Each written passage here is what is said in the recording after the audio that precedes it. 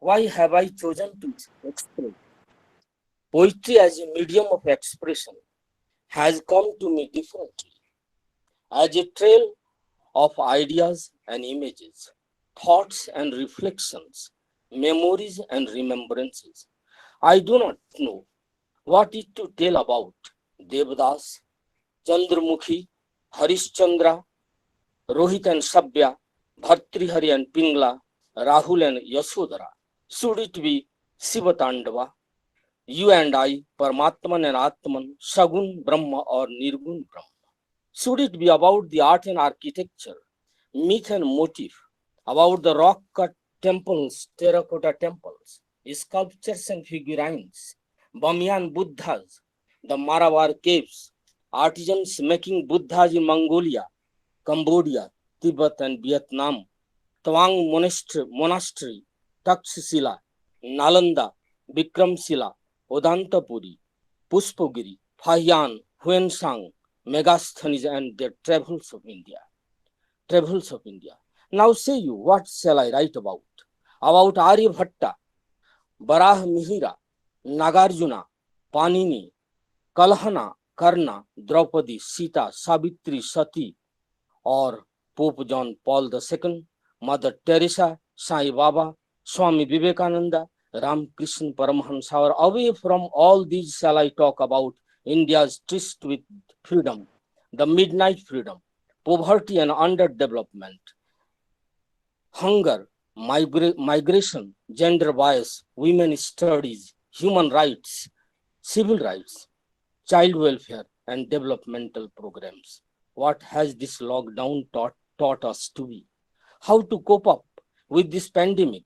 The mind gets lifted to from China's Wuhan to Spain, Italy, and to the rest of the world. This much today, friends. I do not want to lengthen my lecture. I just want to complete it by reciting one poem named Dark Daughter. Dark daughter, dark you, dark the world, the myths of creation. Dark is Kali, dark you, dark the world, the ways of life. Dark you, dark the world, dark is Kali, the myths of creation. If this be the state of things, the go of the world, if this be, the things continue to be muffled in, the mysteries laid not bare, shrouding it more, the riddles and the puzzles, vexing the mind and brain, perplexing what to say it, dark daughter, drawn to you, I fail to cut the bonds of Maya Moha illusion. What it is dark, let it be, dark daughter, dark you, dark the world, the myths of creation, dark daughter, what it is dark, let it be, my daughter, as dark is dark, dark daughter, whenever sad and somber, I turn to you for consolation, glancing the sculptures and figurines of the terracotta temples, and you lying under mist and sunshine as craft and artifacts, myths and motifs of love, affection, sympathy, and bonding relationship, dark daughters, dark daughters. Thank you. Thank you, sir. Thank you, sir. Yeah. Yes, the first speaker is Professor Ansuman Kar, and the title of his paper, his presentation is Environment, Their Ways, Our Concerns. Yes. Yes, Professor Kar was the former head the Department of English and Culture Studies at the University of Bardwan, India. He has also served the Sahitya Academy as a secretary of the Eastern region, as the holder of the Australia-India Council Fellowship 2006. He has pursued research on Aboriginal petitions in different universities in Australia. He has presented papers and chaired sessions in several national and international seminars and conferences in India and abroad, including those held in Oxford and Edinburgh. He has also visited the University of Hamburg, Martin Luther University, Hull Wittenberg Indian Embassy, Berlin, South Asia Institute, Heidelberg University as a member of Indian delegation to Germany at the invitation of Indian Embassy Berlin in 2014. He has 8 books and around 50 articles to his credit. His articles have appeared in prestigious international journals like Journal of South Asian Review, American Notes, Antiquaries, Journal of Commonwealth Literature, and Antipodes. Kerr has co-edited The Politics of Social Exclusion in India, Democracy at the Crossroads, that was published from the Routledge, and edited Contemporary Indian Diaspora, Literary and Cultural Representation. দুটো এত কিছু বলার দরকার নেই, শোনো আমি So from Prawat, দুটো কবিতা লিখি বাংলায়, দ্যাটস এনাফ। এটা একটা আমার লেখাই ছিল, তুমি চাপ দিচ্ছিল বলে পাঠিয়ে দিয়েছি, মানে আর কিছু বলার দরকার নেই, এতে আমাদের সময় যাচ্ছে। আমার কার্যের অবস্থাও খারাপ, আমি বলেছি, এত কিছু আমার কিছু হবে না ছাত্রছাত্রীদের। ওকে স্যার, প্লিজ ঠিক আছে, আমি ইংরেজি পড়াই আর বাংলা কবিতা লিখি, that's it. Okay sir, please start your. আচ্ছা শোনো, একটা কথা বলে নি প্রথমেই, সেটা হচ্ছে যে ইনফর্মালি, সেটা হচ্ছে যে সিন্স মানে আই এম হ্যাভিং প্রবলেম, আমি ভিডিও মোডটা অন করছি না, ইনফ্যাক্ট দরকার হবে না, because I will make a presentation. তো ভিডিও মোডটা অন করলে আর অনেক বেশি ব্যাটারি কনজিউম করে নেবে, এবং ইন্টারনেট কানেক্টিভিটিটা আমার ওয়াইফাই, সেটাও মানে ইলেকট্রিসিটি কনজিউম করছে, এরকম যে হবে তো বুঝতে পারিনি। তো যে কারণে আমি ভিডিও মোডটা অফ করেই যা বলার বলছি। আমার মনে হয় না যে that will be a problem to the students, because basically I'll be making a PPT, presentation, right? Okay, sir.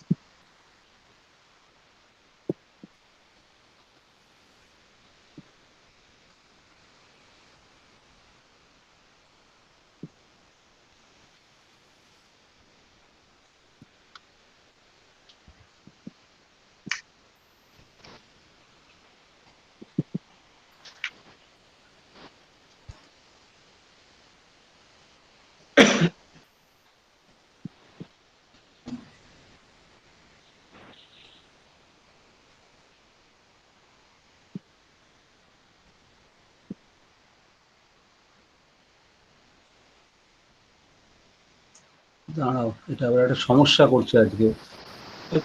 প্রেজেন্টে যান, প্রেজেন্টে গিয়ে। জানি আমি করেছি এটা বহুবার। আচ্ছা, ফুল স্ক্রিন করেই করি, দাঁড়াও 1 সেকেন্ড, তাহলেই সুবিধা হবে।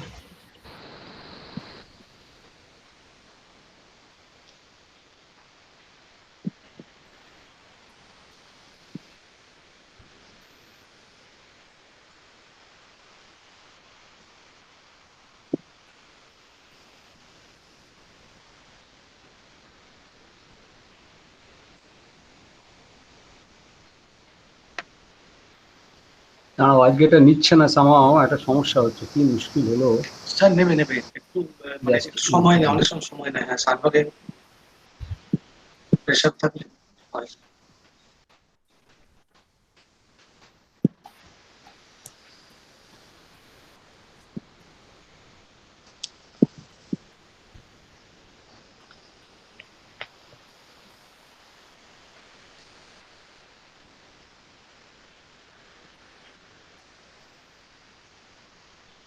স্যার নিয়েছে। হ্যাঁ, ওটাকে মিনিমাইজ করুন। আপনি বোধহয় ওই ফুল স্ক্রিনটা চুজ করেছেন। দাঁড়াও, আমার আবার ব্যাটারি সমস্যা করতে শুরু করেছে, এটা খুব আজকে সমস্যায় পড়ে গেছি। আমি এটা একটু অফ করছি, দাঁড়াও। বললাম না, দেখো ইনভার্টার খুব ঝামেলা, পাওয়ার কাট হয়েছে অনেকক্ষণ।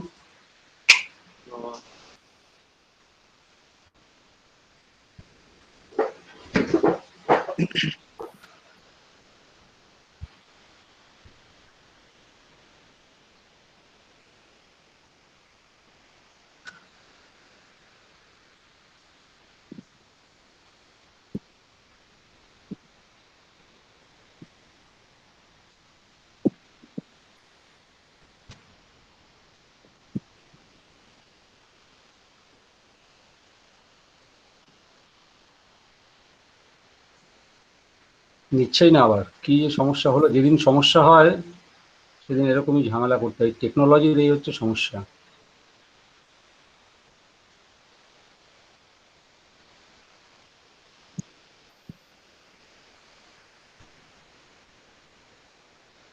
কোনো একটা কারণে করা যাচ্ছে না শেয়ার। আমি কিছু একটা টেকনিক্যাল সমস্যা হয়েছে। আমি যেটা করছি সেটা হচ্ছে I read out some of the excerpts. হ্যাঁ, তোমাদের একটু আমি ঠিক আছে, ভেবেছিলাম ছাত্রছাত্রীরা দেখতে পেলে ভালো হতো, যে কোনো একটা কারণেই হোক মানে নিচ্ছে না কিছুতেই। ঠিক আছে স্যার। হুম।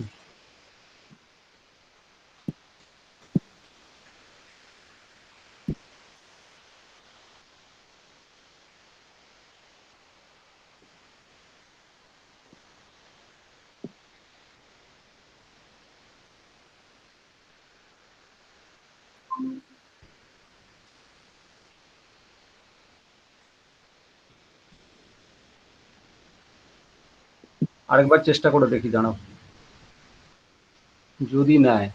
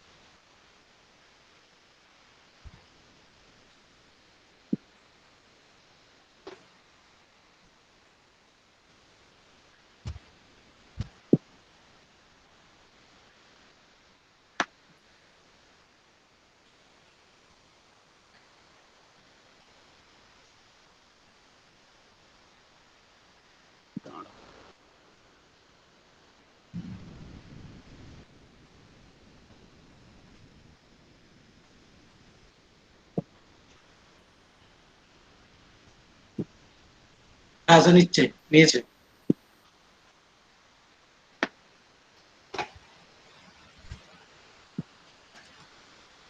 হুম, এটা কি নিয়েছে? হ্যাঁ নিয়েছে? নিয়েছে sir.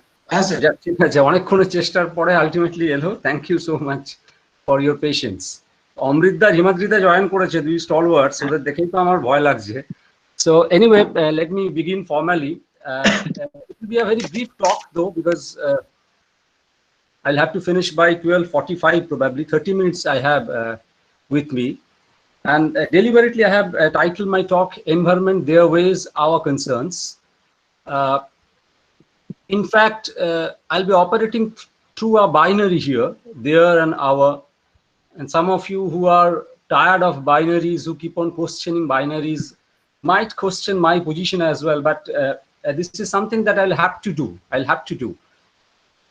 In fact, I'd like to begin by reading out a portion which I think that I should not try to translate at all. Meaning, why should we talk about environment? We have been talking about environment in literature departments, say for last almost 20 years or so in India, little less than 20 years or so in India. In fact, I offer a course in my department, which is environmental literature. And that too, I've been teaching for last almost 8 years or so. So this engagement is something which is very significant. In fact, all of you, I hope, know I am not going into the details of all those things, because these are things which are talked about nowadays, have been talked about a lot actually. How eco-criticism as a branch of study came into existence and how we developed all those things, Glotfelty, blah, blah, blah. I'm not going into all those things, Bate, and then of course Buell, the American version, the UK version, and so many others. You know, how eco-criticism has also, like feminism, has emerged as eco-criticisms with so many schools, you know, fighting with one another, offering different insights that keep on contesting each other. So I'm not going into all those things. I'd just like to point out that we are talking a lot more about environment than we used to do, say, even 1 year ago, particularly because of this pandemic, COVID-19. And that is why I'd like to read out a portion which is in Bangla from one of the essays of Dipesh Chakraborty in a recent issue of Desh, where he writes in Bangla. I hope you know that Dipesh Da is now critically engaged with environment. In fact, uh, he told me 1 month back that his book on environment is ready. It has gone to the press, and probably by the end of this year we'll get that new book. I am also very, you know,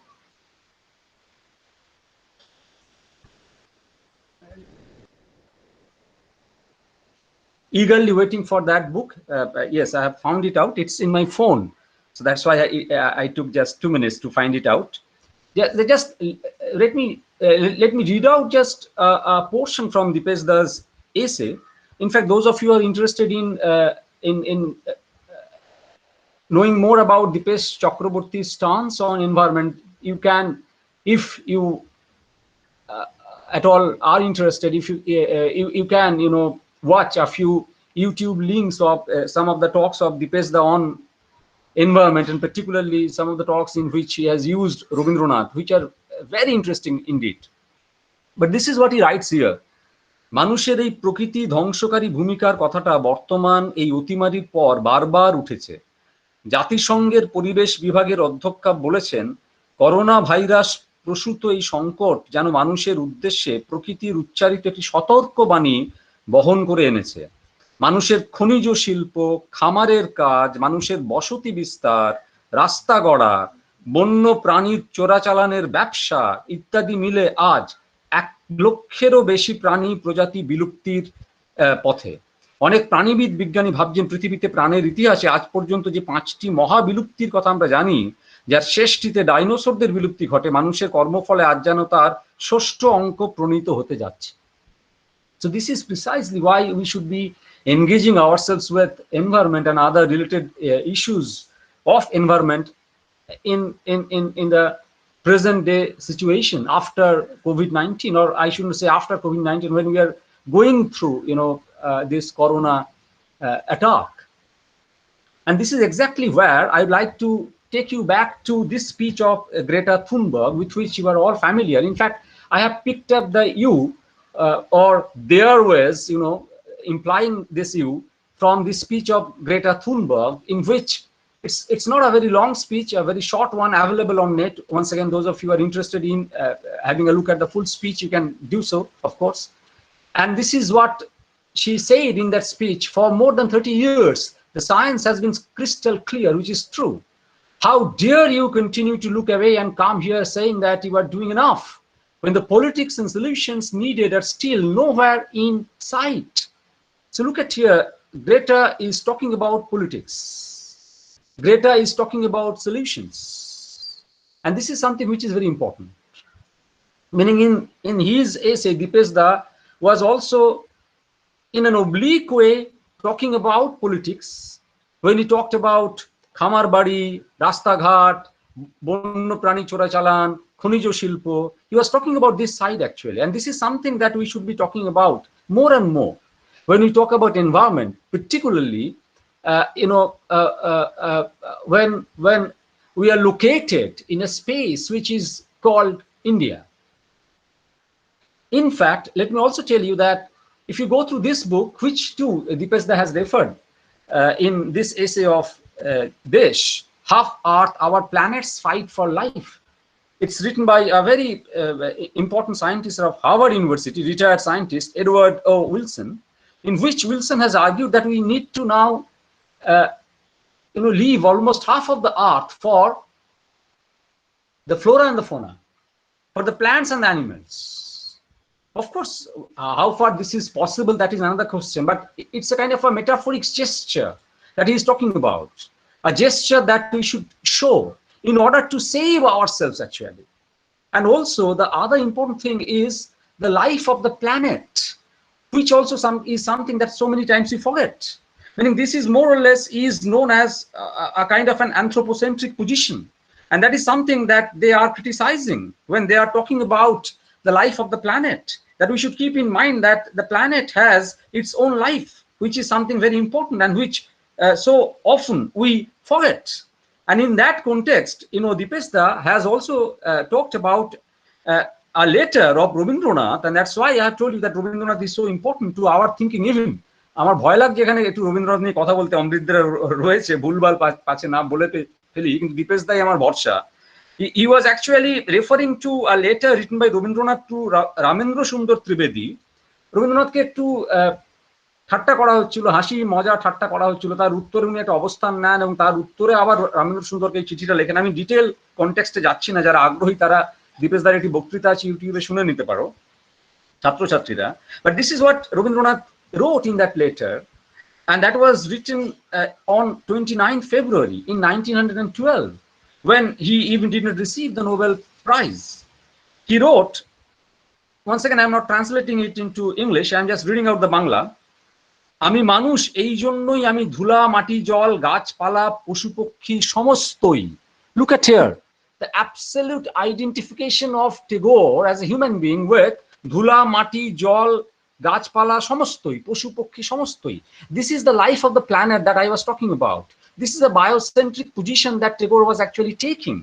And then he expands, আমার সত্তায় জড় ও জীবের সমস্ত সত্তা সম্পূর্ণ হইয়াছে, এই জন্যই আমার রক্ত তরঙ্গ সমুদ্র তরঙ্গের তালটিকে চিনিতে পারিয়া নৃত্য করে, কিন্তু সমুদ্র তরঙ্গ আমাকে চেনে না।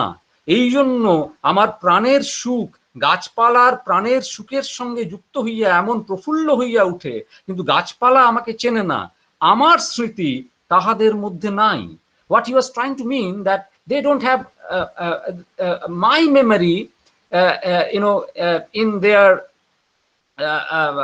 whatever we call it, register, but I have in my memory their presence, and this is something which is very very important, which we should not forget at all. And in fact, give me one more minute, আলোটা বন্ধ করতে হবে, কেননা সেটাও কাজ করছে না, এমনই বাজে অবস্থা electricity. Sorry about this, sorry about all this distractions. This is something that also brings us to another issue when we talk about the life of the planet, when we talk about anthropocentrism, another issue, and that is the issue of ecological justice. In fact, I have referred to only one critic, Brian Baxter, who is talking not only about justice for all the creatures of the planet, including human beings, he is also talking about the justice for the future generations, meaning even the justice for an amoeba, justice for a cow, justice for an elephant, justice for a human being, justice for, of course, an Adivashi in India, an Aboriginal man in Australia, and justice for the future generations. This is how the notion is related to the notion of sustainable development as well. But yes, these are issues that we all keep on talking about. What is important to me is, once again, the politics of this issue, something that now critics are talking about, say, in the last 10 years or so. But before that, they were more or less silent on all these issues. And this is where I am actually, of course, or rather I'd like to refer to the speech of Greta Thunberg and that binary. They, as I told you, their concerns, their ways and our concerns. You and I, them and us, that binary. And let me also tell you that when I use the word they, when I use the word our or their and our, these words are also multi-layered in my perception. Meaning, let me be very specific now. One thing is, of course, our consciousness, which is needed, more needed after COVID-19, or when we are going through this attack of COVID-19, that the planet has a life and we need to respect that. And the other thing is that who are responsible for damaging this life of the planet? Who are responsible? It is exactly where I will be talking about that binary. And as I told you that by you, I mean, when Greta says you, Greta means not only the politicians, the makers of the state, the policy makers, the decision makers, but also the corporate houses, multinational corporate houses, the World Trade Center, These are issues that now we talk about more and more when we talk about environment. When we use the word our concern, by this word our, us, I mean primarily those people who are really concerned about environment. Those who are not concerned, I leave them out of this trajectory. And this our is also multi-layered in meaning. And I would like to point out that this is something that so many times, the eco-critics, they do. In particular, the deep ecologists, they do. So many times they do. That they treat the human as a homogeneous category, which is something that I object to. That human should not be seen as a homogeneous category. Why?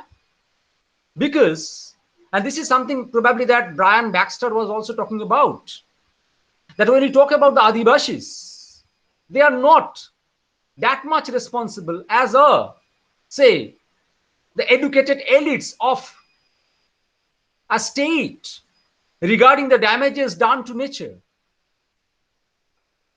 The American citizens probably are more responsible for damaging nature than the Indians are. And that's why I'd like to argue that the human is also not a homogeneous category. We need to be aware of the layers which are embedded within that word, which is something very important, very, very important indeed. And this is exactly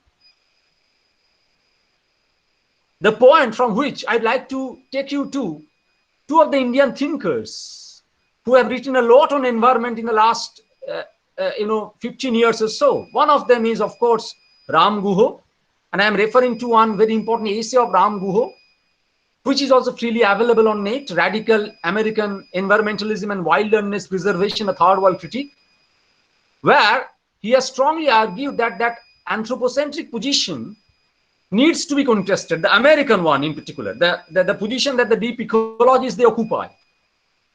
And the two fundamental ecological problems that he identifies are, one, overconsumption by the industrialized world, that's why I was talking about America, and by urban elites, of course, that's why I was talking about the upper middle class and the rich people, even when we think in the context of India, in the third world, and growing militarization. And this is something that I'm not going to elaborate upon today because I won't have that much time.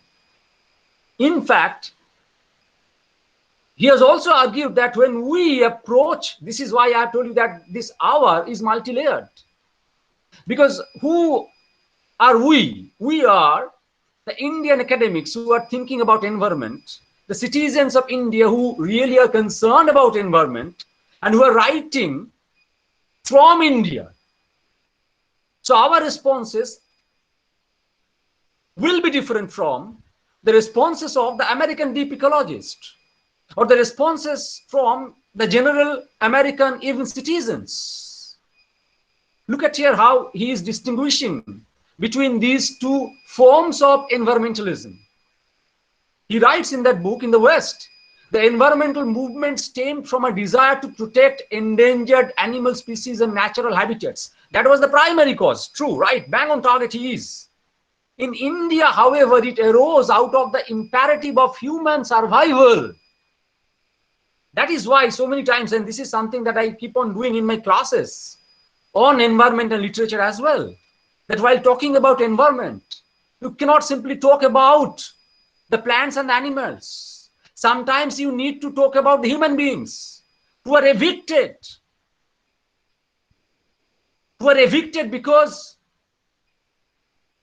we need a road, who are evicted because we need a mine, who are evicted because we need a dam. And that's what I am saying, that we need. But to be more specific, and that is something that Dipesda was also pointing out, and that's why I have told you that in Dipesda we find a beautiful a kind of a synthesis of the politics of environment and also a kind of an anthropocentric stance which is contested by a biocentric stance, a fusion of these two.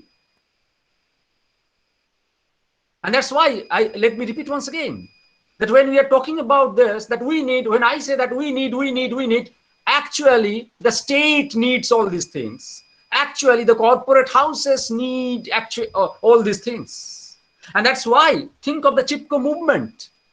Think of what Medha Patekar did in India. And this is something that Guha is pointing out, that this was an environmentalism of the poor who sought to promote social justice. That's why I was talking about justice, the ethical side of environment, the aspect of justice with sustainability. Movements like Chipko argues that present patterns of resource use disadvantaged local communities and devastated the natural environment. Very clear. Thus, peasants saw their forests being diverted by the state of commercial exploitation. Pastoralists saw their grazing grounds taken over by factories and engineering colleges. Tribals lost their lands and homes to hydroelectric projects. So this is what Guha was actually talking about. In fact, if you look at literature produced in South Asia, some of the authors also, they are talking about all these issues now. Some of them, of course, they are. In Bangla, for instance, if you read Anita Ognihotri, if you read Joya Mitro, they are talking about all these issues while writing about environment in fiction. If you read Ramesh Gunosekhara, whose Reef I teach, you'll find some of these issues there even. This slide, because of the constraint of time, I'll skip. But once again, this is a very important phrase that Guha has used in that book. In India, we are now in the middle of what might be called an age of ecological arrogance.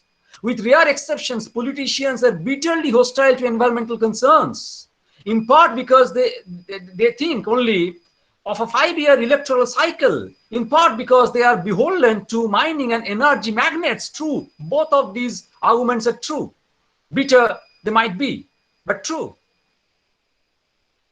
যদি দেখো গত লোকসভা ইলেকশনের যে manifesto আমি খুঁটিয়ে পড়েছিলাম, একটি মাত্র দল ছাড়া এনভায়রনমেন্ট নিয়ে কারোর সচেতনভাবে কোনো কথা বলার ছিল না। এবং একের পর এক, sorry to say this, I might sound a little bit political, but sorry to say this, একের পর এক এখনো এই সময়েও জঙ্গল কেটে ফেলা হয়েছে। এমনকি পুরুলিয়ায় যদি খবর রাখো, নির্মল হালদার একটা পোস্ট করেছিলেন ফেসবুকে যে এই সময় কেন জঙ্গল কাটা হচ্ছে, কেন কাঠ কাটা হচ্ছে, কাদের সাথে, I want to know. It's going on, it's going on. So this is what Guha actually is talking about. What Guha suggests is, once again, because of constraint of time, I'm skipping the first point. What Guha, don't think that Guha is talking about a Marxist, environmentalist here. That is not his stance. Let me be very clear about this. There are, of course, Marxists, and they keep on talking about certain other issues. But that is not the stance of Guha. Guha has been very critical of some of the socialist states as well. And that's why Guha suggests that one thing only that we can actually talk about is the idea of restraint. This is where, once again, we go back to that critique with whom I began. I began my lecture after Dipesda, Half of the Earth. That book, Restraint. Something which is very important. More or less the same thing we find Amitabh Ghosh also hammering on in his book, The Great Derangement. And look at here, he writes, for if the crisis of climate change is to be principally seen in terms of the questions it poses to the individual concerns, then sincerity and consistency will inevitably become the touchstones by which political positions will be judged. This in turn will enable the deniers to accuse activists of personal hypocrisy by pointing to their individual lifestyle choices. This is another point that I like to point out, meaning all those issues, how the multinational companies, they operate, how the state operates, all these things have been talked about by Amitabh Ghosh. But he adds one more point to this, that when you protest as an individual, you are questioned. You are questioned on social media that what do you do? Greta Thunberg has also been questioned for using that particular vehicle. Why? Because they're protesting. And what is the question? That what do you do? Look at the last part of this quote. As an activist, what you preach, do you practice that in your life? When framed in this way, authenticity and sacrifice become central to the issue, which then comes to test on matters like the number of light bulbs in Al Gore's home and the forms of transport that demonstrates use to get to a mart, as Greta's use of the vehicle was questioned.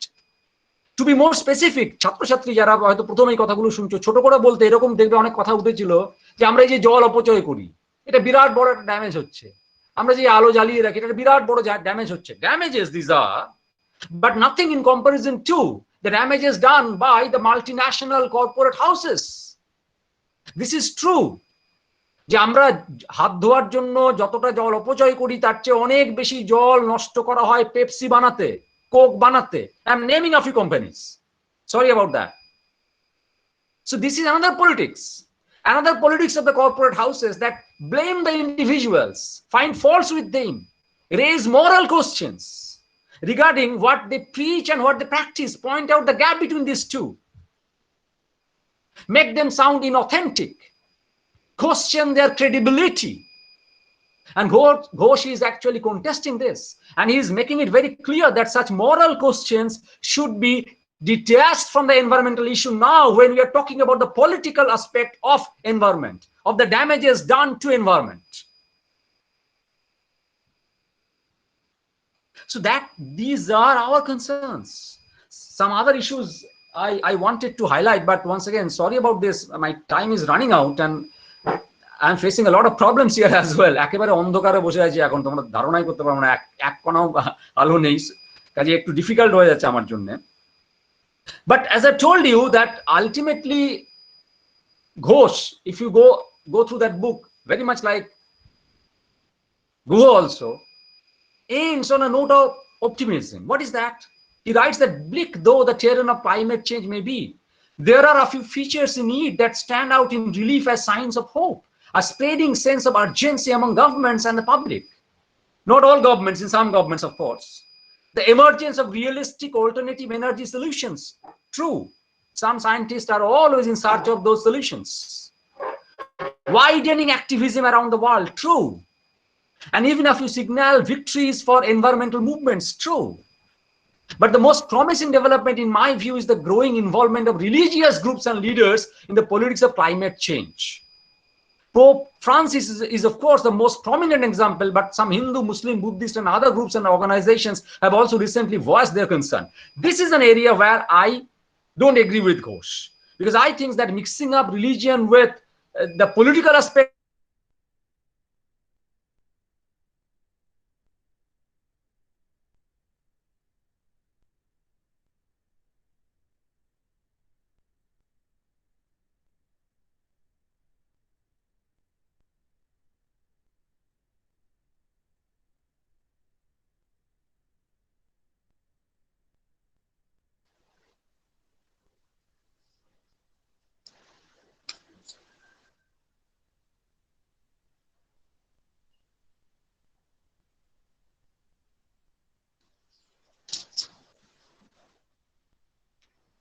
Please have patience. There is probably some technical issues with Anshuman's side.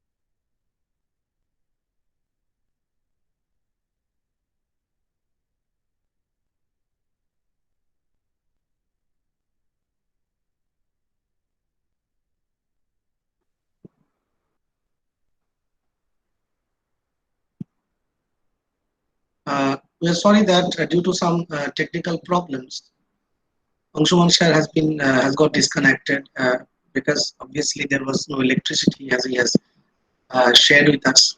So we shall go into our next slot. The second speaker is Dr. Shubhajit Sengupta. I would like to request Oshin Kumar Betal, Faculty, Department of English, Ondadhana Mahavidyalaya, to host the second slot.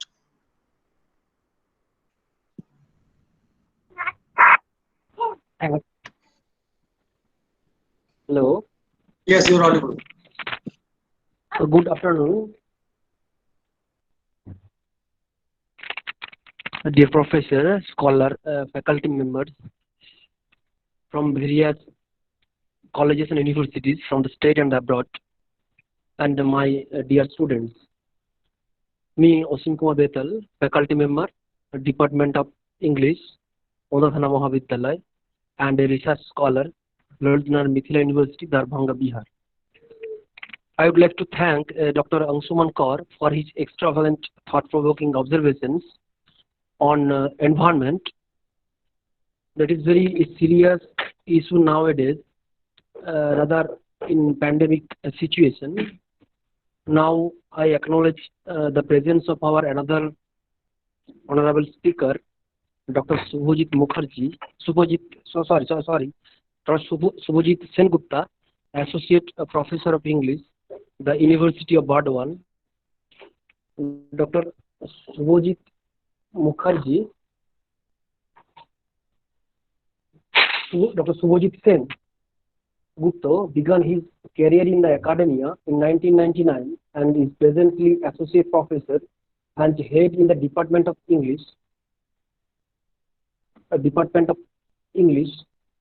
and Cultural Studies, the University of Burdwan. He is passionate about Shakespeare and the European Renaissance, and his doctoral thesis, for which he received his PhD degree in 2006 and was titled Genre and Meaning in Shakespeare's History. He is member of the Shakespearean Society of India and has earlier been member of the British Shakespearean Association also. His other interests include 18th century British literature and culture, postmodern literature and culture. Besides, Dr. Sengupta loves poetry, theatre, sports, painting, and now Dr. Sengupta is going to address us with his topic, Wonderful Year, the Plague of 1603 and Early Stuart Literature. Now, Dr. Subhajit Sengupta is requested to make his observations on his topic. Please, Dr. Sengupta. All right. Good afternoon, and thank you very much. Can you hear me, all of you? Am I audible to everyone? Yes, Please sir. let me know. Yes, sir. Yes, sir. You are audible. Is the sound clear? Absolutely clear. Absolutely, sir. Absolutely. Thank you very much. Thank you very much.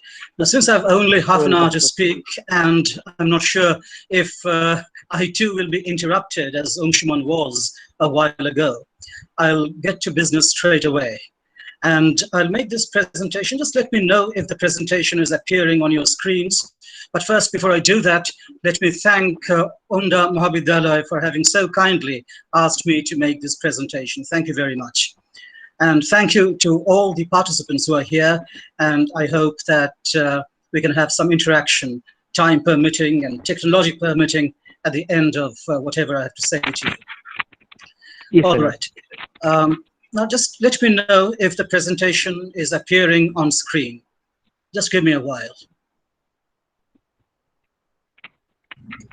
No, sir. Now the presentation is not.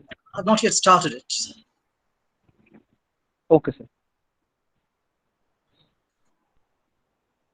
Yes, now? Hello? No, sir. Not yet? No, sir. No.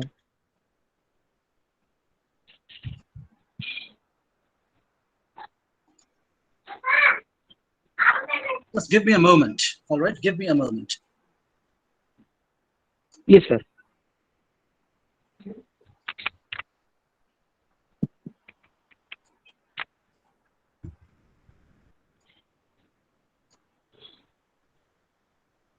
Hello. Hello. Has it appeared no, now? sir. Yes, sir. No, sir. Yes. Yes. No, sir. Yes, sir. Yes, No. yes, sir. Yes, sir. Now it appears. Please pin Dr. Subhojit Sengupta's wall. Yes. Can you see the first slide? Is it there on the screen? Yes, sir. Yes, sir. All right. So Show yes, go on full screen mode. full Go on screen full mode. screen mode. All right, then give me another minute.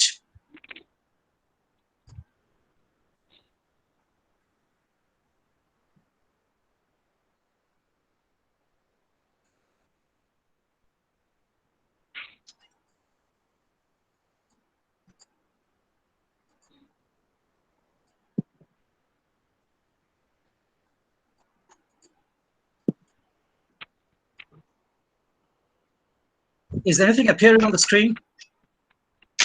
No, sir. No, sir. So it appeared and disappeared just a while ago, but now nothing is appearing. All right. This, I think, has more to do with the weaknesses of technology than with my disability to get it on the screen.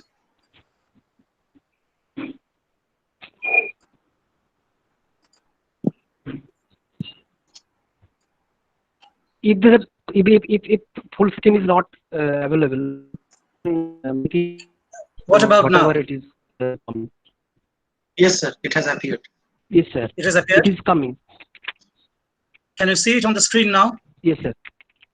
All right. So in that case, I'll proceed. Are you sure it's all right? All right. So it disappeared once again. Yes, sir. Is it there? I can't see. Is it there on the screen now? Yes, sir. We can. Yes, sir. We can see. We can see it All right. So clearly. okay. Now the title of this presentation is Wonderful Year, the Plague of 1603 and Early Stuart Literature. Now, why should this year, 1603, be called a wonderful year? Now, in the course of this presentation, I'll, of course, make it clear to you why it is the wonderful year that we are calling it. In fact, the first person to call the year wonderful was Thomas Dekker in a pamphlet which he wrote, and the pamphlet was called The Wonderful Year. I'll come to that. But there were three very significant things that happened in 1603, and that is primarily what I'm going to focus on. And I'll talk about these three things, and particularly the plague of 1603. The first important thing to happen in 1603 was the death of Queen Elizabeth I, and then, of course, the rise to the throne of the first Stuart monarch, James I, who was also James VI in Scotland. And finally, very shortly after James became king, in fact, his coronation had to be postponed. There was another outbreak of the deadly plague, one in a series of several such outbreaks in the 16th and 17th centuries.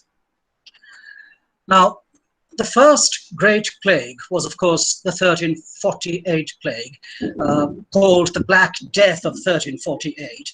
And the last of these probably was the Great Plague of 1665. But between 1348 and 1665, there were nearly 40 plagues in London, and most experts believe that the plague that struck London from the early part of the 14th century to the late 17th century was the bubonic plague, which was a disease caused primarily by black rats and other rodents. But at that time, no one knew that the disease was caused by rats. And there were all kinds of theories being forwarded regarding the cause of the disease. And some assumed that the disease was airborne. And there's a reference in Shakespeare's King Lear to the plague being airborne. We'll come to that towards the end of this presentation. And it was only much later, towards the 19th century, probably, that it was discovered that the plague had been caused by black rats and other rodents, and passed between the black rats, a particular species of rats, by flea bites. And when a rat dies from the plague, the fleas must find a new host to live on, and if that host happens to be a human being, the disease can then spread to humans. And that is precisely what was happening for over 400 years in English history. And the most common symptoms of this kind of plague, called the bubonic plague, would be headaches, fever, vomiting, painful swellings on the neck, armpits and groin, and blisters, all kinds of bruises on the body, and people would cough up blood. So you can understand the extent of the suffering that people would undergo if one were struck by the plague. During Shakespeare's lifetime, remember that Shakespeare was born in 1564 and lived till 1616, and the plague outbreaks in 1563, there was an outbreak which started just the year before Shakespeare's birth and reached terrible proportions in the year in which Shakespeare was born, 1564. And this was the plague of 1563, but it went on for a few years beyond 1563. And the plague outbreaks in 1563 and 1603 during Shakespeare's lifetime were the most lethal. And each of these plague outbreaks wiped out over a fourth of London's population. But plague was not the only disease in Shakespeare's time. There were a few others as well. And if you look at Shakespeare's plays and the plays of his contemporaries, there are frequent references to these diseases. There was smallpox, for example, which was hinted at in a reference to smallpox in the first quarter of Romeo and Juliet, which interestingly in the folio edition of 1623 was changed to plague. Now, it's difficult to ascertain the reason for this change, but we'll talk about it a little later. And there was syphilis and typhus and malaria. Now, malaria was also called the ague. And if you look at Shakespeare's texts, you will find a number of references to the ague. There's a reference to ague towards the end of Macbeth. And there's, of course, the most famous reference to ague in Twelfth Night, where one of the characters is called Ague Cheek because his cheeks are sunken, as would be the cheeks of a person afflicted with malaria or ague. In fact, ague was perhaps a particular kind of malaria which could cause the cheeks to get a little hollow and sink. And in fact, even James I had a very mild attack of ague. 1603 in Shakespeare's England, very significant year. Now, there have been books written on specific years during Shakespeare's lifetime, years which were significant, either for Shakespeare himself or for the London of his time, or for the theatre, the evolution of the theatre. For example, James Shapiro is the author of two best-selling books, which the Oxfordians have described as very speculative, rather unkindly. And one of these is 1599, a book called 1599, which is primarily about the building of the Globe Theatre that year. And another is called 1606, the year of Lear. But of course, 1603 was also a very important year, and I'm not sure if Shapiro is planning to write a book on 1603 as well. Now, 1603 has been described, as I said at the start, by Thomas Dekker as wonderful year in what turned out to be a best-selling pamphlet. On the 24th of March, Elizabeth I died, and in the absence of an heir, King James VI of Scotland became King James I of England. And shortly thereafter, there was this outbreak of plague, claiming around a quarter of London's population. And it swept not only through the big city of London, but also through the surrounding countryside, including the place of Shakespeare's birth, Stratford-upon-Avon. And James I, very quickly on becoming King of England, issued a book of orders. It was called Orders, and the next slide will show you the title page. And this was related to the plague outbreak. And there's a very good copy of this book in the Shakespeare Birthplace Trust Library in Stratford-upon-Avon. And the full title of this book was Orders Thought Meet, that is, thought appropriate, by His Majesty and His Privy Council, to be executed throughout the counties of this realm, to be executed throughout the counties of this realm, in such towns, villages, and other places as are or may be hereafter infected with the plague, for the stay of further increase of the same. So obviously, it was a series of orders aimed at controlling the plague and restricting its further spread. Now, the first half of this book speaks of these orders, speaks of the orders enforced to control the plague in and around London. For example, people were being asked to stay indoors and quarantine themselves. And this is followed in the second half by mentions of several medicines and cures, preventive and remedial cures, recommended not quite by James I himself, but by physicians. And James I accumulates those recommendations and prescriptions and makes them part of the contents of this book called Orders, thereby providing a very useful insight into early modern medical practices. And the Shakespeare Birthplace Trust website, if I remember correctly, has the text of this book, not a facsimile, but a printed text, and also gives you the list of contents of James I's orders. Now, some of these remedial cures are interesting. For example, the physicians whose recommendations are brought together in this book suggest the correcting of the humors that Ben Jonson spoke of and made use of in his plays. Those humors had to be corrected through purging and bloodletting. Secondly, there is the recommendation that there is a recommendation to make use of herbal remedies. Pregnant women were advised to eat toast covered in vinegar, butter, and cinnamon.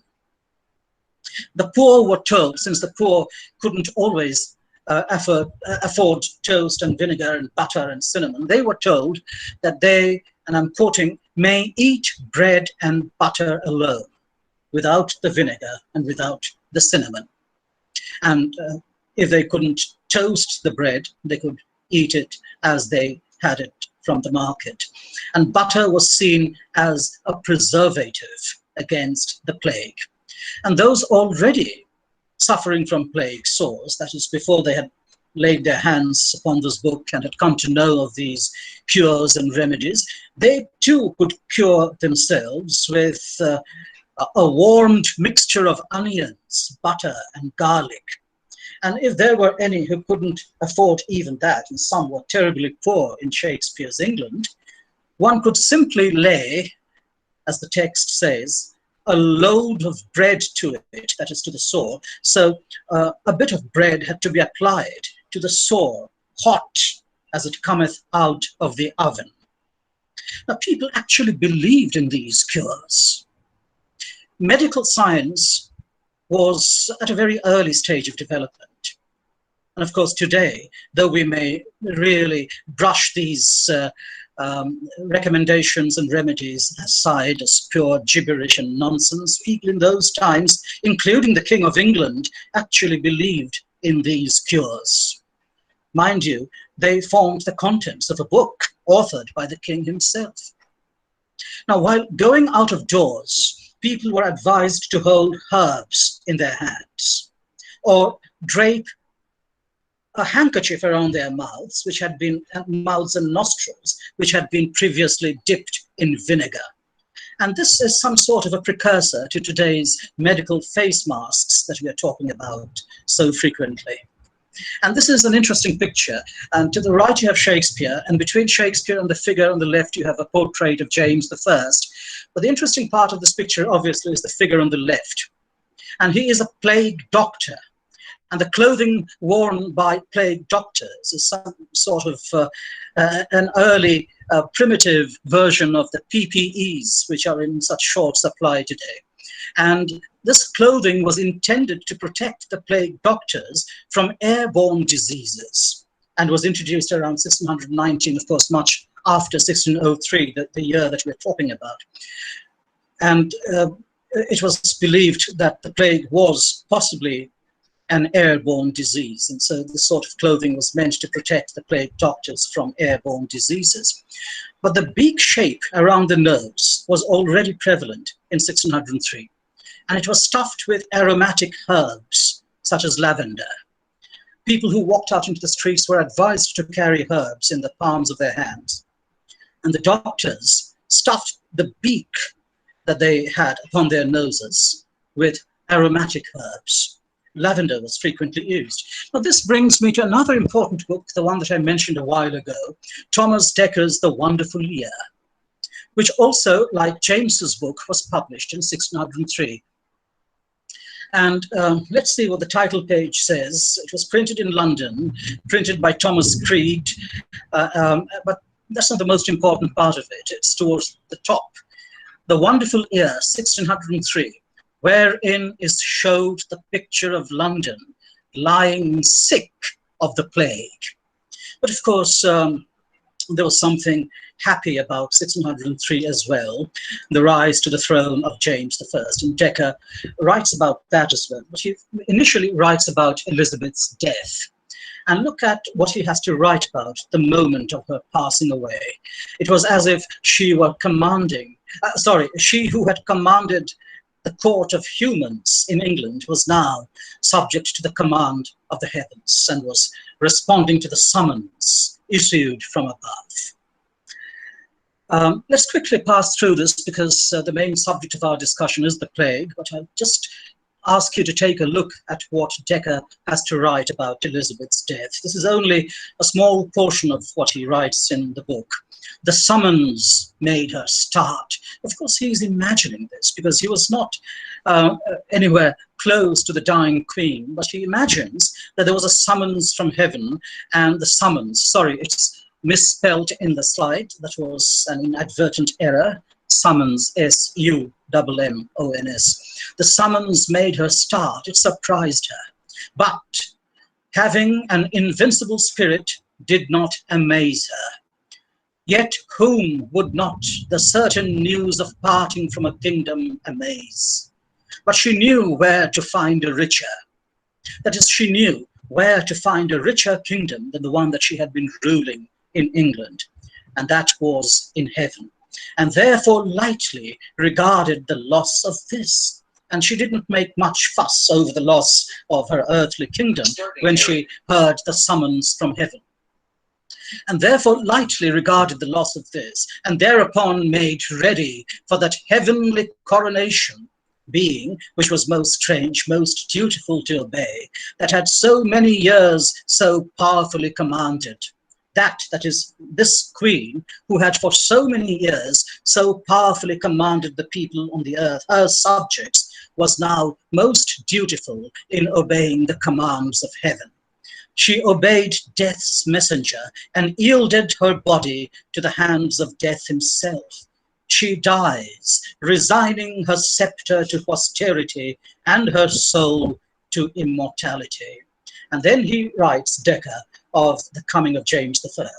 For behold, up rises a comfortable sun out of the north, whose glorious beams like a fan dispersed all thick and contagious clouds. The loss of a queen was paid with the double interest of a king and queen. Now, Elizabeth, of course, didn't have a husband. She was referred to as the Virgin Queen, and she left no heir to the throne.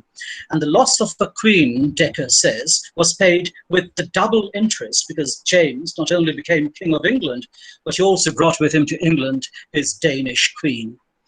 And as I said a little while ago, there was an outbreak of plague, the 1603 plague, shortly thereafter.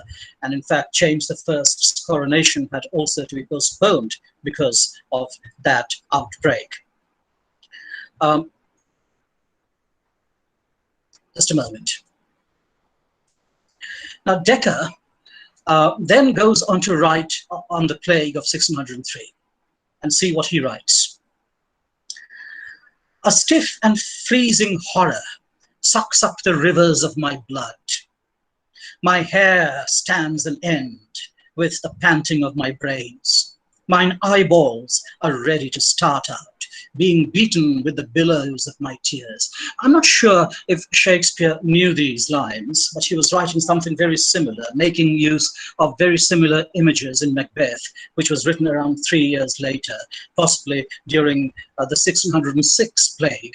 And in an aside that Macbeth speaks soon after he gets the news that he has been made the Thane of Cawdor, he talks about his hair standing on end as he contemplates the murder of Duncan to become the king and bring to full fruition the prophecy of the third witch. And then much later in the play, when the witches show him a line of kings, all of them Banquo's descendants, he sees them with crowns on their heads and addresses one of them, saying, "Thy crown does sear mine eyeballs." So possibly Shakespeare might have had Dekker's lines in mind. Shakespeare was too much of a genius, really, to always have the need to go back to authors of the past for images. Now, a stiff and freezing horror sucks up the rivers of my blood. My hair stands an end with the panting of my brains. Mine eyeballs are ready to start out, being beaten with the billows of my tears. Out of my weeping pen does the ink mournfully and more bitterly than gall drop on the pale-faced paper. Even when I do but think how the bowels of my sick country have been torn, Apollo, therefore, and you bewitching silver-tongued muses, get you gone. Invocate none of your names. Sorrow and truth sit you on each side of me, whilst I am delivered of this deadly burden. Prompt me that I may utter ruthful and passionate condolement. Arm my trembling hand, that it may boldly rip up and anatomize the ulcerous body of this anthropophagized plague. All right. So the plague is being, when it's called this anthropophagized plague, the plague is being imagined as some sort of a Scythian cannibal, which is devouring up humans so rapidly. But the Apollo that Dekker would want to depart, and the Apollo, therefore, and you bewitching silver-tongued muses, get you gone, is the mythological god of dance and music in this case. Now, Apollo was a mythological god of several things, including the arts, and particularly dance and music, and it's that which Dekker has in mind when he makes this reference to Apollo. Of course, later there's a reference to King James I also as Apollo, but then Apollo was also the classical mythological god of health and healing, and when James is referred to as Apollo, that is the connotation. All right, now Dekker continues, lend me art without any counterfeit shadowing. Let me be honest in my art, to paint and delineate to the life the whole story of this mortal and pestiferous battle. And you, the ghosts of these, more by many than 40,000, that is over 40,000 people had died when Dekker was writing this, that with the virulent poison of infection have been driven out of your earthly dwellings, you desolate hand-wringing widows that beat your bosoms over your departing husbands, you woefully distracted mothers that with disheveled hair fallen into swoons, you mothers who have fainted and have your hair disheveled, whilst you lie kissing the insensible cold lips of your breathless infants, you outcast and downtrodden orphans, and he goes on to talk about those woeful sights that met many Londoners' eyes in 1603. And Dekker, as I said, later goes on to invoke James as Apollo, but now Apollo with different connotations, as England's healing physician. And there's, again, in Macbeth, an oblique reference to this. Of course, it's the English king that is being referred to as a healing physician, and he is described as possessing the miraculous power of healing ulcerous sores, which were very common in persons afflicted with plague. There's no mention of plague directly there when the king's magical powers are being described, but we understand that this is an oblique reference to James I, and part of the exercise in flattery that Macbeth is, the play Macbeth is, of England's reigning monarch of the time. Now, the representation of James as England's healing physician may be interpreted as part of Jacobean propaganda to counter Catholic rumor. Mind you, this was Protestant England, and this could be part of a Jacobean propaganda to counter Catholic rumor that James's accession had brought the wrath of God on England, and therefore there has been this there had been this outbreak of plague in the very year in which James became king. Now, in later pamphlets, Dekker himself explained the epidemic of the plague as God's way. Now, this was part of something that I'll talk about a little later, how rhetoric, how writing could shape people's ideas about disease, even during the early modern period. And Dekker himself, in one of his later pamphlets, in fact, in a few of his later pamphlets, himself explained the plague epidemic as God's way of making England pay for the sins committed in the previous reign. He was referring to the reign of Elizabeth. And to, by sins possibly, he meant the frequent acts of treason against the Queen. Now, plague is also accorded in Dekker's book, The Wonderful Year, a regenerative role. It's not entirely bad. And what sort of regenerative role is accorded it? It is something that can get rid of sins, something that can purge society, purge London, purge England of the excess population which produced that other terrible scourge, the famine. It was necessary to reduce the population. The plague was helpful in doing this. There is a suggestion of this regenerative role of the plague in Dekker's work. And there was also possibly the need to help King James I recover from the embarrassment of having his kingship in England always associated with the outbreak of the 1603 plague. So something good had to be said about the plague. And so seeing the plague in a positive light, taking note of its regenerative role, was one of the ways in which James I's embarrassment could be neutralized, if I may use that word.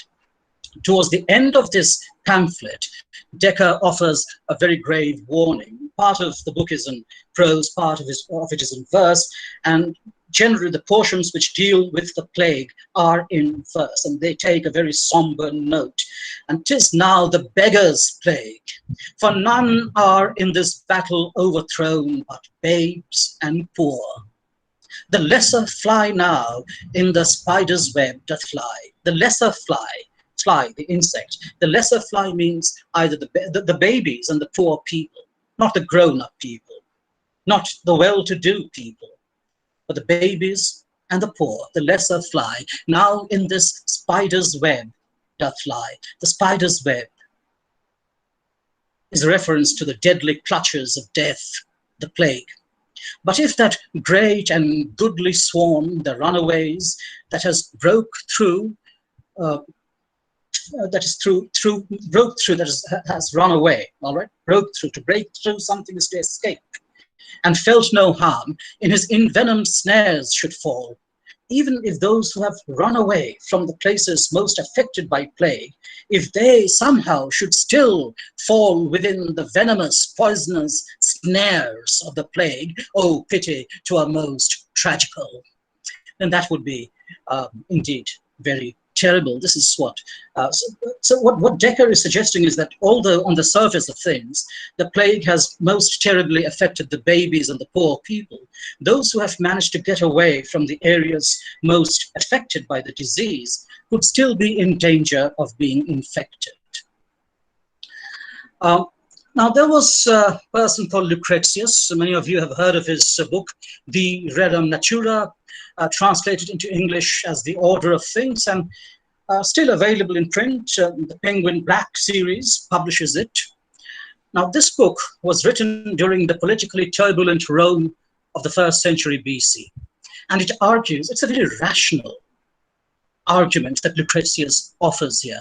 And in fact, in recent times, I think it was around 2012, probably, if I'm not very mistaken, could be a little earlier than that, Stephen Greenblatt wrote a book called The Swerve, subtitled The Birth of the Renaissance.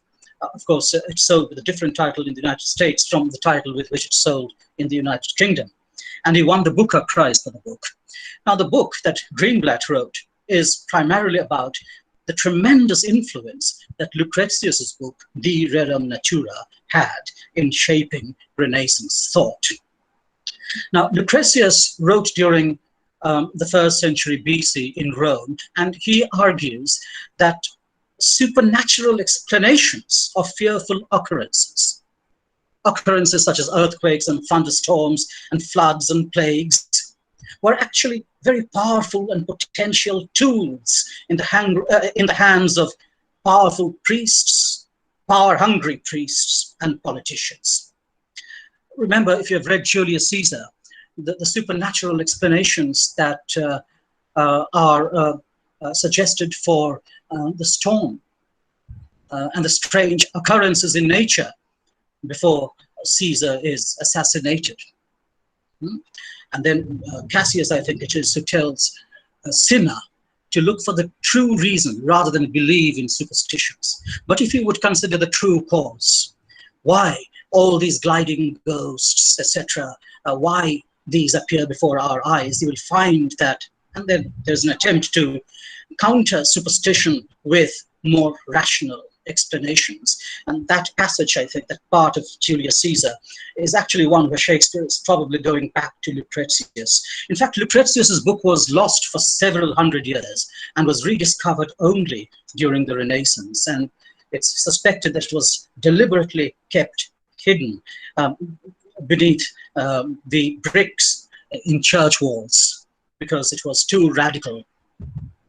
Lucretius attempted to neutralize the supposed horrors of the unknown by refuting supernatural explanations and offering rational explanations, or even natural in a very specific sense. Natural, which is to say scientific or explanations. Now, Lucretius knew that the way people explain and write about disease is important, since this sort of writing about disease, or a particular kind of rhetoric that's used to write about disease, not only records the perceptions of the writer, but can also have an influence upon people who read such writings, and can therefore shape the responses of readers, can shape social response in no small way. This leads me to a very brief discussion of rhetoric and the discourses of the plague. Writers who wrote about the plague, Decker, for example, and a few others, were, in a sense, owners of a certain kind of rhetoric. And we could talk about at length, not now, but some other time, of the rhetorical ownership of the explanations of disease, rhetorical ownership of the discourses of diseases such as the plague. The 16th and 17th century discourses of the plague reveal a complex interplay between religion, politics, and medicine. So much so that plagues and other diseases were not only associated with medicine and medical prescriptions and remedial cures, but also with politics and religion. And one of the ways in which this was done was through the emphasis that was laid on the idea of the plague being, and some other diseases too, being an expression of God's wrath and being God's punishment, brought upon the earth for the sins committed by the people of the earth. Now, quoting from the biblical book of Samuel, Enoch Clapham wrote in 1603, "Famine, sword, and pestilence are a trinity of punishments prepared of the Lord."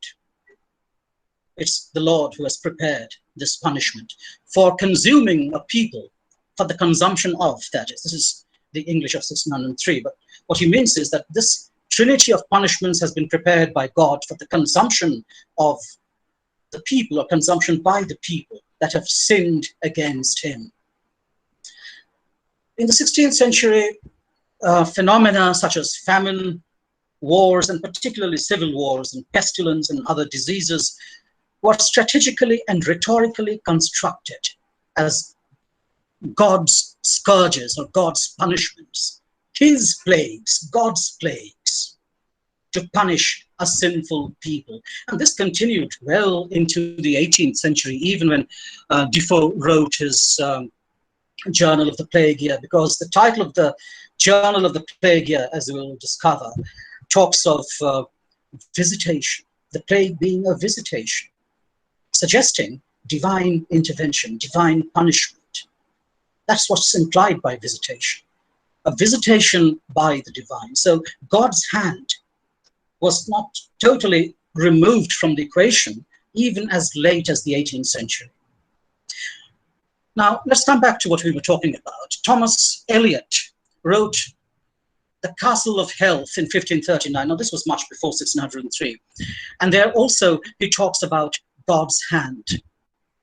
"Moreover, receive not into your house any stuff that cometh out of a house wherein any person hath been infected." Now, this is clear. And then he goes on to say, "But there I always accept the power of God, which is wonderful and also merciful, above man's reason and counsel, preserving or striking whom, when, and where it shall like his majesty." His majesty, of course, is God. And God, according to his own judgment, decides whom to strike down and whom to preserve. There were penal sanctions, punishments for transgression, for those who would break rules, who would disobey orders, such as the ones that had been laid down in James I's book called Orders.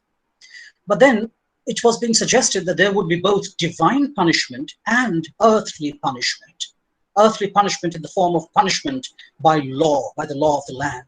And to add to that, there could also be divine punishment. In 1603, Robert Cecil warned people about the city's unruly infected, those who would not stay indoors in spite of the orders to do so, who would still move out of their houses and people the streets of London and the suburbs. And he argued in favor of sharper punishment to control these unruly people. In 1604, there was a policy that was put in place of isolating the infected, and this was backed up by penal sanctions. Anyone with a plague sore found wandering outside could be whipped if he were alone and hanged if he were found in the company of people. Writers were encouraged to write about contagion and take measures. They were encouraged to write about contagion and to write about the measures to control contagion.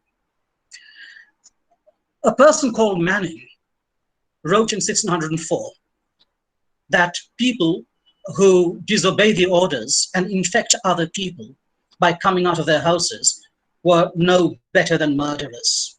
And he wrote, "May not they be condemned for murderers, which having plague sores will press into companies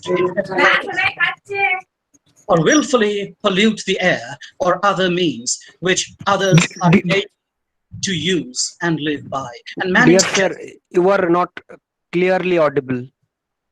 Please okay, check the technicalities.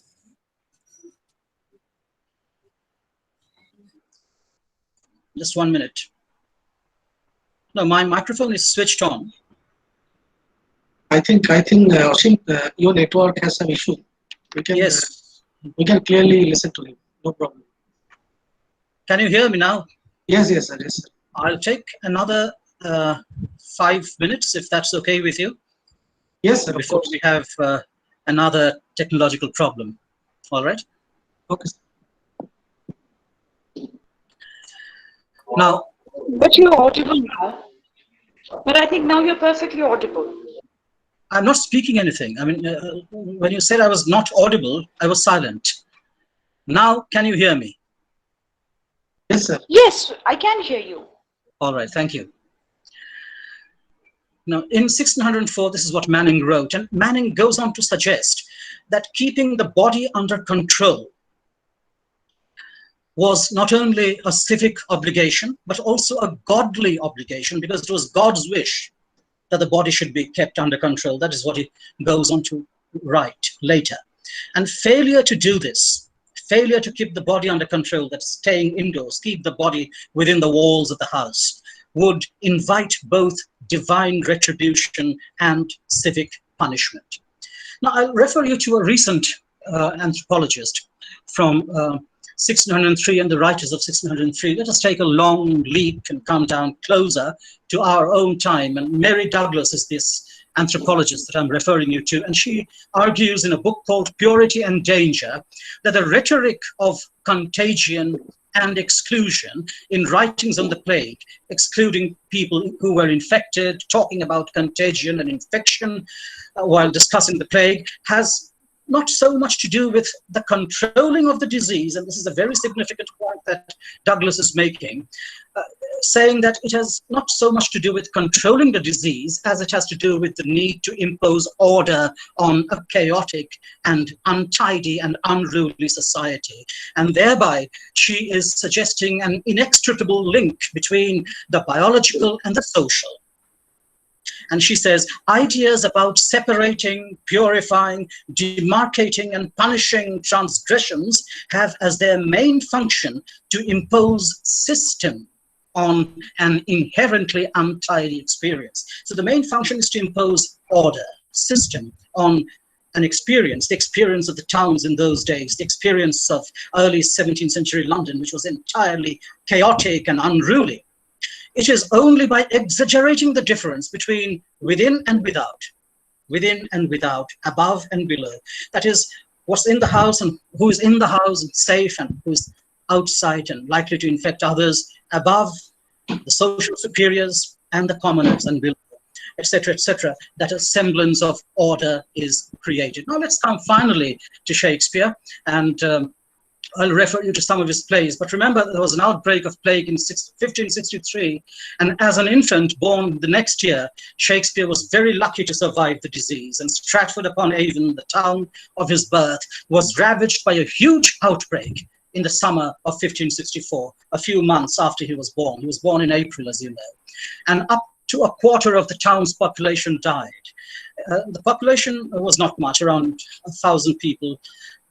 So around 250 died, including 4 children on the very street of his birthplace, Henley Street, as it's called. In 1592, when he was beginning his career as a playwright, and a year before Christopher Marlowe's death, there was another outbreak that caused the theatres to close down temporarily. And since the theatres closed down, there was a reduction in the numbers of performances. And Shakespeare spent this time writing poetry. He began writing the sonnets, and he wrote Venus and Adonis and the Rape of Lucrece.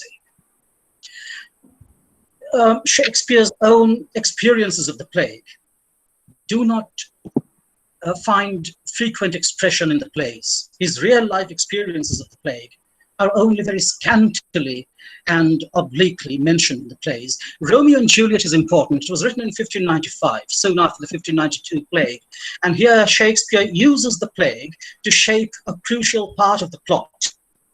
And an outbreak of the plague delays Friar Lawrence's messenger. And this means that Romeo does not come to know of Juliet's plan. And this sets into motion the chain of events that eventually leads to the deaths of the 2 lovers through a series of misunderstandings. And the messenger who has been delayed, now he recounts, the searchers of the town, the searchers, that's people who were searching for people infected with plague, suspecting that we both, the 2 messengers, that we both were in a house where the infectious pestilence did reign, sealed up the doors and would not let us forth. So there's a direct reference to people being searched and people being put inside houses. In Romeo and Juliet, we have also Mercutio's famous dying cry addressed to the two houses, the Capulet household and the Montague household. A plague on both your houses, he says. And in the first quarter version of the play, this was printed as pox, a pox on both your houses. But then such was the impact of the plague, probably, which was changed by the editors of the first folio into plague, or probably there could be some other reason. And Hemming and Condell, who were very close to Shakespeare, knew that Shakespeare had written plague and that pox was only an error by some unscrupulous actor who had reconstructed the play from memory, as was so often the case in the writing of the quarters. Now, after the outbreak of the 1603 plague, performances by Shakespeare's acting company, the name of which changed that very year from the Chamberlain's Men to the King's Men, performances became infrequent because of the plague of 1603. Measure for Measure, written sometime towards the end of 1603 and completed perhaps in early 1604, is set in a Vienna that is heavily afflicted with disease, both literal and metaphorical. And Shakespeare is indirectly depicting the London of his own time. Brothels and bars abruptly shut down by the government, as they were so often shut down in London. Timon of Athens culminates in a man sending himself into exile, and he keeps talking of the plague. Plagues, your potent and infectious fevers heap on Athens. And then he says at another point, be drowned with plagues. And then yet again he says, send them back, the plague. So there are these references to plagues in the plays that Shakespeare was writing around the time. Now, this is the last slide, and I'll conclude with references to two very popular tragedies. In Macbeth, which was possibly written during the 1606 plague, we have Ross's speech, where Ross is talking of Scotland suffering during Macbeth's reign. And the figure of Macbeth, the tyrant, is also a figure in some ways of the plague as tyrant. Macbeth is a plague so far as Scotland is concerned. And Ross describes to Macduff and Malcolm what's happening in Scotland when he reaches England. And he says, the dead man's knell is there scarce asked for who, and good men's lives expire before the flowers in their caps, dying or ere they sicken. Now this would have sent shivers down the spine of people in the audience. And James Shapiro, in his book 1606, The Year of Lear, this is the year, of course, in which Lear was first performed on Boxing Day, that's 26th of December, 1606. That was the first performance of King Lear. And Macbeth, too, was performed at the Blackfriars Theatre the same year. And James Shapiro notes, though less than 4 lines long, he's talking of this passage which I just quoted, there's probably not a better description of the terror and malaise plague carried with it. In King Lear, now there has been recently talk about King Lear having been written when Shakespeare was quarantined. Now no one is very sure of that. And this has been circulating very frequently on social media. There was an article on this in a Bengali newspaper a few days back, but then this is very speculative. But yes, the kind of bleak world that we find in King Lear, which of course we know Jan Kott makes much of, and which Peter Brook makes much of. Peter Brook, of course, falls back on Jan Kott's essay on King Lear in his film of 1971 and sets the film in a barren landscape. Anyway, now that's another issue. We're talking about the plague, and I'll wind up very quickly. There are quite a few references to the plague in King Lear. And Kent, for example, curses Goneril's servant off, saying, a plague upon your epileptic visage. And Lear talks about the plagues that hang in this pendulous air, life fated upon men's faults, he says. So Shakespeare, who's putting these words into Lear's mouth, is probably subscribing to the theory prevalent at that time that the plague was airborne. And Lear calls Goneril a plague sore an embossed carbuncle in my corrupted blood. And towards the end of the play, when Lear brings in Cordelia's lifeless body onto the stage, he addresses those on the stage in terms that express his frustration and anger. And he says, "A plague upon you, murderers, traitors all. I might have saved her if I had been given the opportunity, and you were the ones responsible for her death. So a plague upon you." He's cursing the people on the stage. Of course, one could go on and on talking about the plague in Shakespeare's time, and one could talk of different ways in which to associate Shakespeare and his contemporary writers with the plague, and talk of the plague as a disease that made its way into a number of significant discourses in early modern England. But then we need to draw the line somewhere, and I believe that I've transgressed the limits imposed on the lecture. So thank you very much for being in the audience and listening to this. And I hand over charge of the webinar to the organizers. Thanks a lot. Thanks a lot to Dr. Subodh for his valuable observations. Rather, you may call it a journey upwards. Now the floor is open for interactive session. If anyone who wants to ask any questions or give any observation on it, you may ask. But remember, you have to unmute your speaker and you may ask. Due to lack of time, one may ask only one questions, or you may text your questions at the chat box also. We will take questions from there also. Please.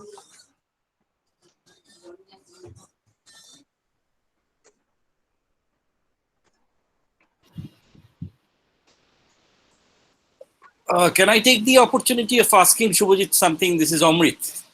Shubhajit, Yes, Amrit. Hello. Hello. Shubhajit, it was wonderful. Thank you. I hope students have seen how chiseled out your presentation was. But there's something which bothers me, and I think you will share this, that, the plague remained the most potent killer across almost a few centuries, right? Yes. Yet, given the volume of references to the plague or any literature that was directly associated with the plague, you mentioned, of course, Dekker. Yes. Dekker was probably the only person who was a literary figure who was writing about the plague, right? As a separate text, it remains very interesting that there was no representation of the actual disease. It comes always in oblique references. Yes. What is your take on this? Was it because there was a popular misconception that if you wrote about the plague or if you represented the plague, one could perish? Or was it because theater writers would not want to depict a disease which first meant that theaters would be closed? I would like to know your response to this. Yes, Samri, thank you for that rather fascinating question. Yes, there are references, oblique references to the plague, Shakespeare, even in some of Ben Jonson's plays. But yes, Dekker was the only literary figure writing about the plague, and he has this full-length pamphlet, a major portion of which is about the plague. And this is non-fiction, mind you. There is no fiction, no poem, no full-length play that's devoted entirely to the plague. Now, there could not have been, I presume, any instruction from the authorities, either from the parliament or from the king, asking writers, poets and playwrights to abstain from writing about the plague. I don't think that could have been a possibility. I think it must have had something to do with superstition, have as little to do with the plague as possible. Even today, let me make an honest confession. I am very hesitant talk about COVID-19. Of course, we do talk about COVID-19, but then if I were asked to represent COVID-19 in a painting or in a piece of creative writing, I would be hesitant to be too explicit. I think there's always a lurking fear to give expression, to give creative expression to something of which you are inherently very, very afraid. And that, I think, is responsible. Some degree of superstition might have also being responsible for the writers choosing not to write about the plague, fear of retribution. If you wrote about the plague, if you wrote a play whose subject would very clearly be the plague, that could incur God's wrath further. Because no one was very certain about the plague and about the consequences, what it would lead to, what were its causes. People were only speculating that God had a hand in it, and then no one knew the extent of God's hand and what would incur God's wrath further. So I think that's what kept writers away from it. But thank you for that question. I think I'll think deeper and harder on that. Thank you.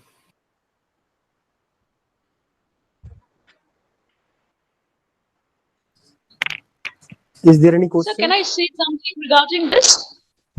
Yes, may I know who's speaking, please? Hello? Yes, you can speak. Yes. Am I audible, sir? Yes, audible. Yes, may I know who's speaking? Yes, so I think earlier, as we go back, be it Elizabethan period or even before that, I think, the subject matter of art was selective compared to as you move on towards 19th century or, realistic art or modernism and later on. So I think, whatever is bleak and dark and very, very traumatic, even presentation of that thing, even if it is a natural phenomena or even if it is something related to human beings, morality, I think that was presented in a different way at that time. I mean, as you move back and as we move forward, the presentation becomes more and more explicit.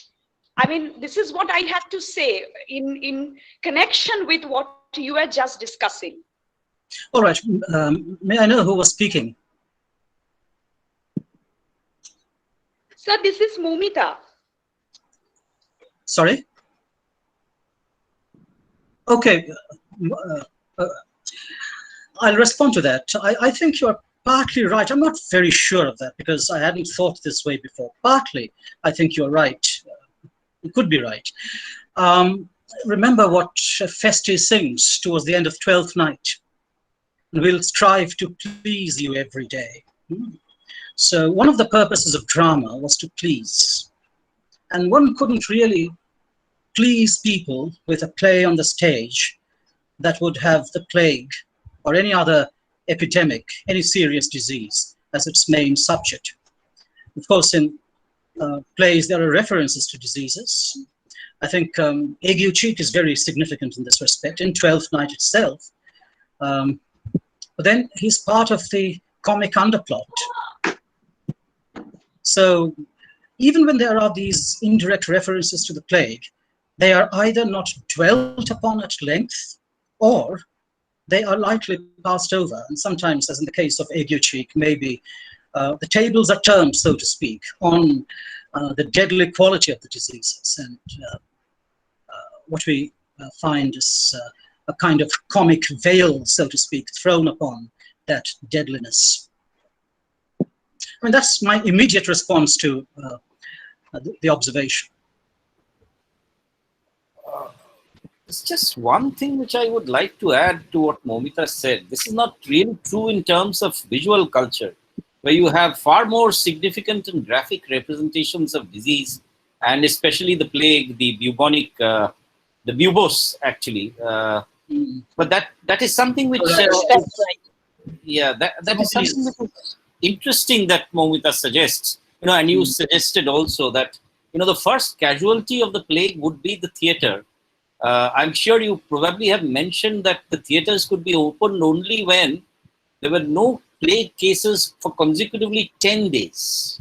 Only then would you actually have the theaters opening. But I was slightly more interested, since you mentioned Decker, about the history of the reception of Decker's text. He's being the only person who actually was a literary hack who was writing about the plague. What kind of reception did this text have? No, if you are asking me about whether people were happy to read about to read Decker, they wouldn't be able to be answered. They couldn't be happy reading about the plague. But then the pamphlet sold very well. It sold remarkably well. Part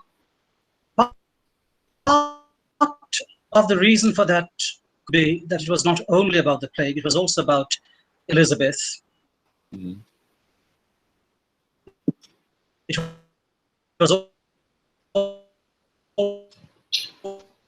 that could be one reason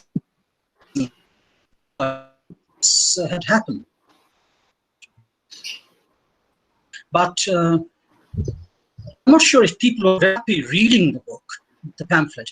They must surely have been startled out of their zones of comfort when they turned to the pages on the plague, particularly where Decker is being so graphic in talking about the weeping widows and the orphaned children. I read out a bit of that. And so far as visual culture goes, Amrit, I think there's always this discrepancy, this little bit of disagreement. And visual cultures have the potential to disturb recipients more.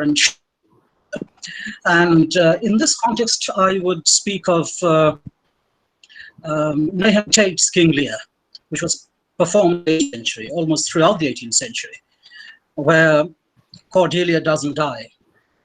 At the same time, painters in England, at the same time as Nahum Tate's version was being put on stage, because Shakespeare's King Lear supposedly was unbearable to the audience, painters were painting scenes from Shakespeare's King Lear. And if you visit the Tate Britain Gallery in London, there's a huge canvas that shows painted sometime in the middle of the 18th century, Cordelia's corpse.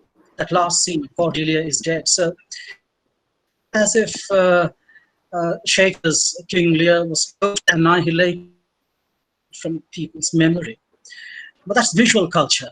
Similar is, I think, the case with early modern plagues, because yes, these very graphic illustrations and paintings, but that's all toned down and made more pleasant within quotes, in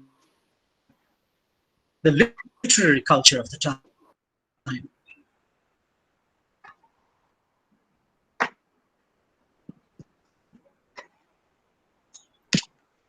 Hello. Hello. Sir, may Yes. I ask you one question? So I am Yes, Shishupal from please. Palampur, Himachal Pradesh. Your lectures were really very wonderful. Hello. Hello. I can't. Hello. Sir, I would like to kindly Yes, I'm request straining my everybody, ears since I can't catch your everybody voice. to, put their microphones mute so we can hear clearly. Hello.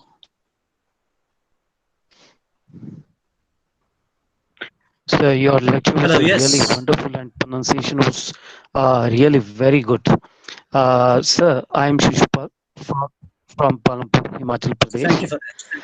Sir, we have gone through Shakespearean times, and we have seen that the plague has really marred the theatre. Theatres were shut down in London during those times. If we go to pre-Shakespearean times also, we see that in Chaucer's times also. So will you repeat that? Will you repeat that bit? That last line that you Sir, in spoke. Shakespeare's time, theatres were Theatres were closed closed down, down, off shut and on, down yes. in London in those times. And similarly, we see in Chaucer's Hmm. times too, there was a plague, and victims, the people were victims of poverty, squalor, and pestilence.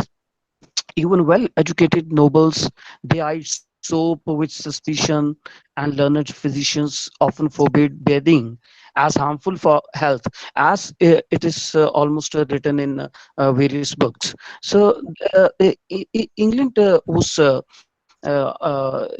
described that that's why there were epidemics in England, especially plague. And the severest attack of this dread epidemic came in 1348. It was called the Black Death, because black naughty boils appeared on the bodies of the hopeless victims. So I want to ask you, sir, has that really marred the potential of writing in pre-Shakespearean times too? Sorry, please repeat that Has question. that Has that marred the potential of writing in the pre-Shakespeare, yeah, MARRED, marred? yeah, marred All right. potential of writing Yes, yes. in the pre-Shakespearean times, in Chaucer's times too?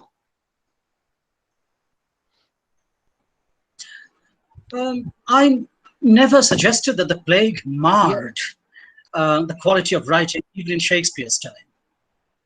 It only produced a certain kind of writing. And I said that references to the plague, in any case, are very scanty in Shakespeare and Shakespeare's contemporaries. Now, if you're talking of pre-Shakespearean literature, or literature written between 1348, which was roughly the time of the onset of the Black Death, and the 1590s when Shakespeare begins to write, um, I'm not sure that the Black Death or the other plagues that followed could really be thought of as marring or coming in the way of good literature, good literary writing. Literature flourished, and you have Chaucer's works, and if you read Chaucer, do you get indications that Chaucer was hampered in any way by the plague, in the sense that he could have written better had there been no Black Death? I mean, we're not really left with that impression, are we, when we read the literature of the late Middle Ages or the early Renaissance? I don't think that's right. I don't think that's right. I mean, um, the plague was deadly, the Black Death, of course, terrible, but I don't think it got too much in the way of the literary endeavors of writers, other than, of course, the fact that when drama became a very important means of social entertainment, and theatre was built in 1576, and the other big public playhouses came up on the outskirts of London, they had to be closed down because they could be the breeding grounds of not only plagues but also a number of other diseases. For example, these playhouses were close to the Thames, and the banks of the Thames had marshes and swamps which could breed all kinds of pests that could lead to diseases, mosquitoes, for example. But otherwise, I don't think, I mean, literature was marred by. Marred, I think, is too strong a word to use if you're thinking of the kind of influence that the plague had on literature.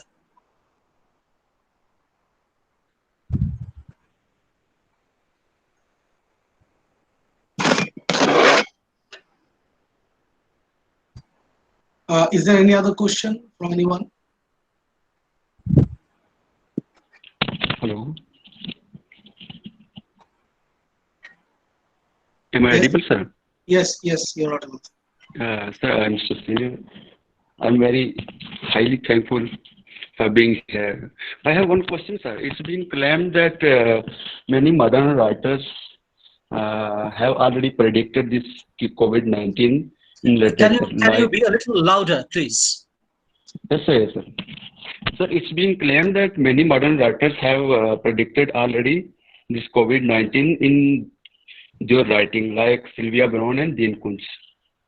So, same pandemics have been occurred already, like you mentioned, 1348, Black Death, and others. So, was there any writer who predicted these all plagues earlier than occurrence? Who predicted the plague? Sorry, the last few words. Sir, was there any writer who predicted these plagues before this occurrence? Before the Black Death came along. Yes, Is that yes, what you yes. mean? Yes, sir. Yes, sir.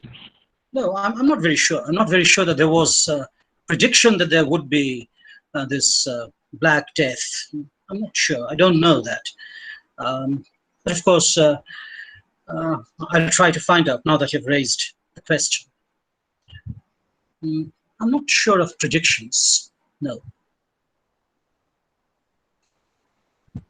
Okay, I think there is no more question.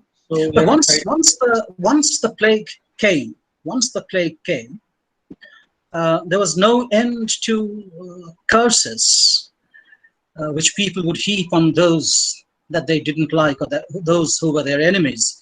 And very often, the plague became part of the vocabulary of cursing. All right, as in King Lear, for example, that's a literary text.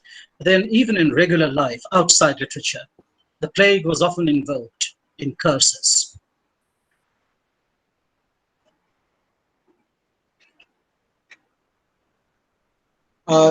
we have, sir. I think there is no more question. So now we are going to end today's session. Please give us leave and thank you very much, sir. Yes, thank you, Shorab, for being part of the organizing committee. Thank you, And sir. thank you, a big thank you to all those who stayed back to listen and ask questions. It's been a pleasure talking to you. And thank you, Amit sir, for attending the web lecture. Thank you very much. Yes, thank you, Amrit, and thank you, everyone else, students and colleagues who asked those questions and made me think about the answers to give you. So let us call it a day and give us leave. Tomorrow the session will start at 12. So till then, goodbye. Goodbye to everyone. Thank you, sir.